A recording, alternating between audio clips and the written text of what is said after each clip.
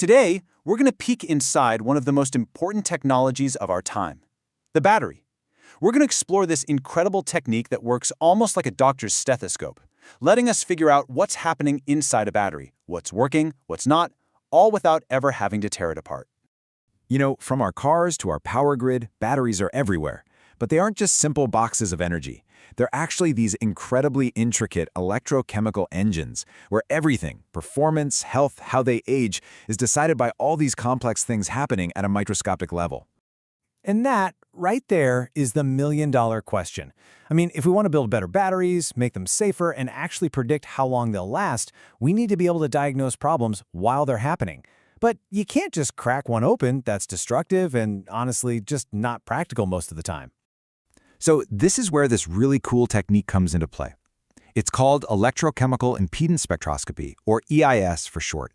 And it's basically this non-destructive method that lets us listen in on the hidden mechanics of a battery, just like a stethoscope lets a doctor listen to your heartbeat. So how in the world does this stethoscope actually work?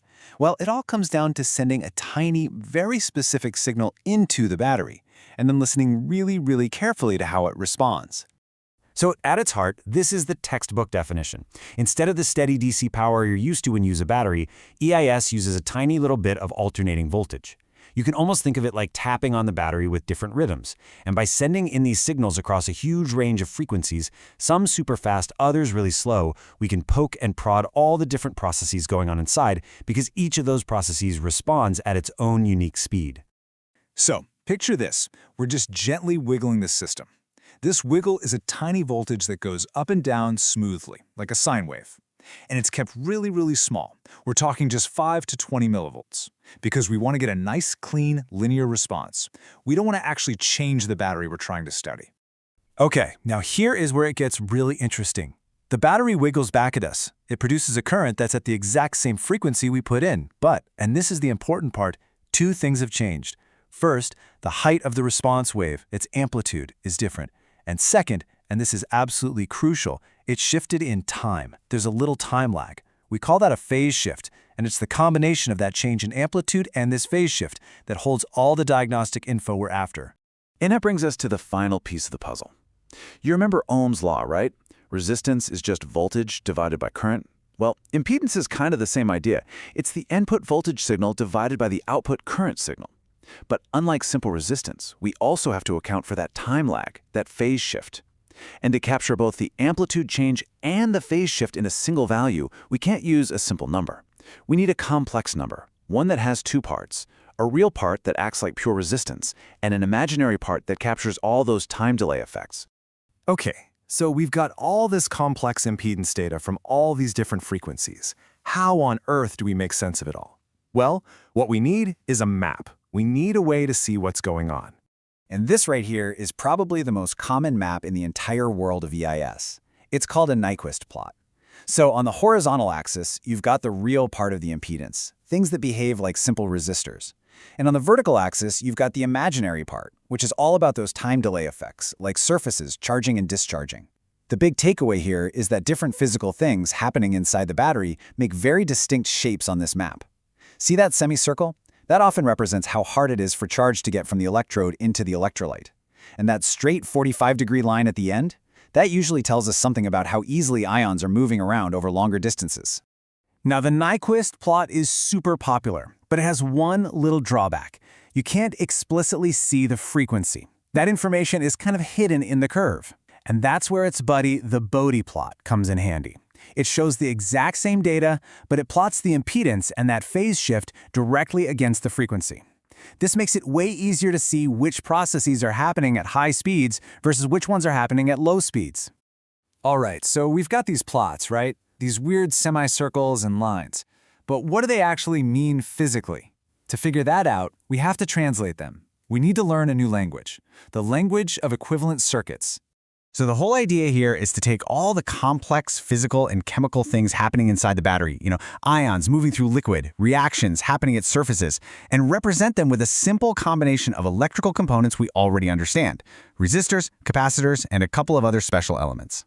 Let's just build a really simple model so you can see how this works. A perfect resistor? On a Nyquist plot, it's just a single point on that real axis. Easy enough.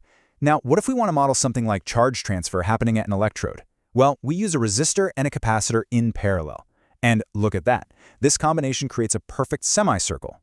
Finally, let's add another resistor in series to represent the overall resistance of the electrolyte itself. See what happens? It just shifts that whole semicircle over to the right.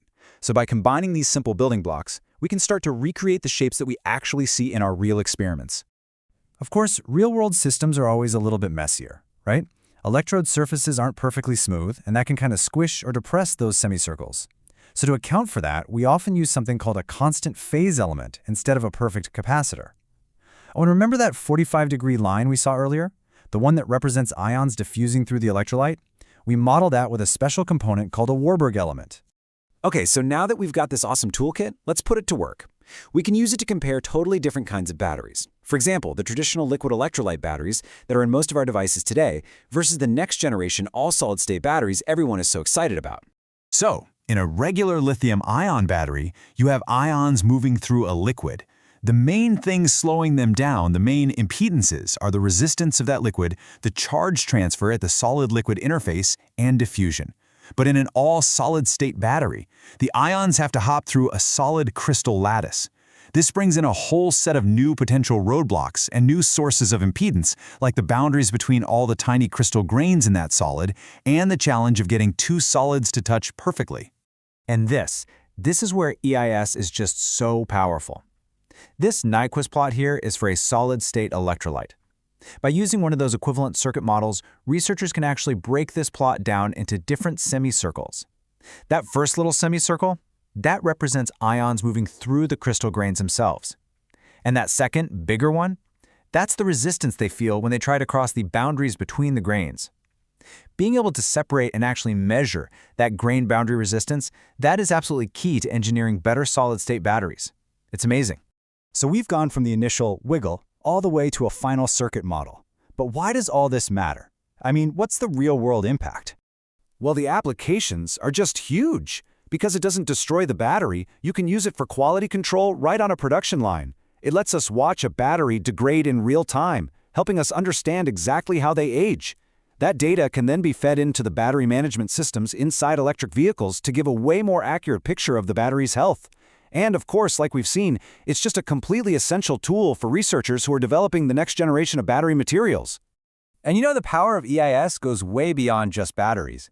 People use it to study corrosion, to improve fuel cells and supercapacitors, even to develop biosensors.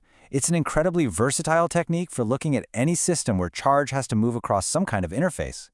When you get right down to it, EIS gives us this amazing window into the basic electrical properties of materials, and just as important, the interfaces between them.